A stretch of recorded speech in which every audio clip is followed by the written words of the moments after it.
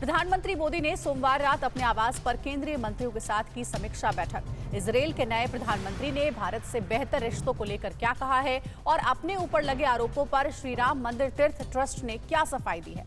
देश की अहम खबरों के लिए देखते हैं टॉप 9 राष्ट्र। दिल्ली में प्रधानमंत्री आवास पर 7 लोक कल्याण मार्ग पर सोमवार रात पीएम मोदी ने केंद्रीय मंत्रियों के साथ एक अहम बैठक की।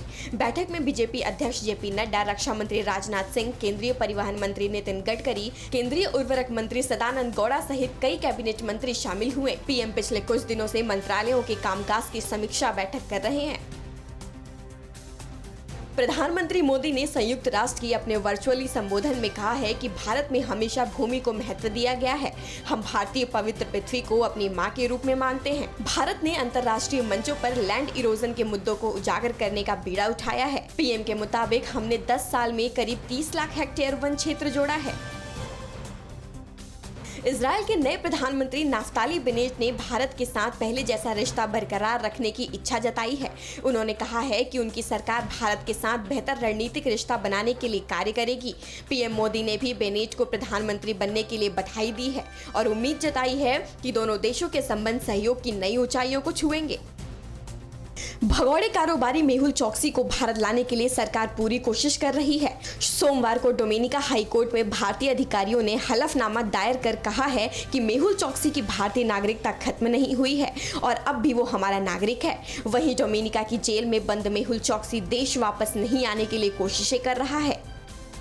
लोकसभा अध्यक्ष ओम बिरला ने सोमवार शाम सांसद पशुपति पारस को एलजेपी संसदीय दल के नेता के तौर पर मान्यता दे दी।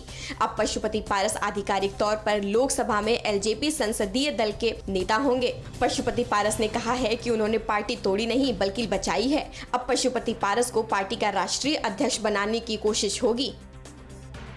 पश्चिम बंगाल में बिगड़ती कानून व्यवस्था को लेकर नेता प्रतिपक्ष शुभेंदु अधिकारी की अगुवाई में बीजेपी विधायकों ने राज्यपाल जगदीप धनखड़ से मुलाकात की।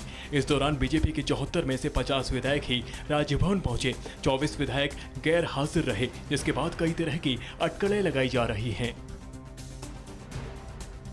राम मंदिर की जमीन खरीद को लेकर श्री राम जन्मभूमि तीर्थ क्षेत्र ट्रस्ट पर लग रहे भ्रष्टाचार के आरोपों पर ट्रस्ट महासचिव चंपत राय ने बयान जारी किया है। उन्होंने राम भक्तों से साफ कहा है कि वे किसी भी दुष्प्रचार पर विश्वास न करें। आरोप लगाने से पहले तीर्थ क्षेत्र से किसी भी पदाधिकारी से तथ्यों की जानकारी नहीं की। इससे समाज में भ्रम की स्थिति उत्पन्न हुई है। चंपत राय के मुताबिक ट्रस्ट श्री राम जन्मभूमि मंदिर को वास्तुशास्त्र के अनुसार भव्य स्वरूप प्रदान करने, सुरक्षित बनाने के लिए कार्य कर रहा है। सभी स्थानों को परस्पर सहमति से खरीदा गया है। साथ ही फैसले के मुताबिक सभी भुगतान बैंक से सीधे खाते में ही किए जाएंगे। संबंधित भूमि को बेचने खरीदने में भी इसी निर्णय का पालन हुआ है। हरियाणा के फरीदाबाद के सूरजकुंड के पास खोरी गांव में आज 10,000 घरों पर बुलडोजर चलाने की कार्रवाई शुरू की जा सकती है, जहां प्रशासन ने इसके लिए कड़े बंदोबस्त किए हैं। वहीं ग्रामीण भी कार्रवाई का विरोध करने की तैयारी में हैं। सुप्रीम कोर्ट ने जंगल की जमीन बताते हुए मामले में किसी भी तरह के समझौते से इनकार किया है और जमीन को खाली कराने का आदेश दिया है। परवाह देश की, सोमवार से शुक्रवार रात 10 बजे TV9 भारतवर्ष पर।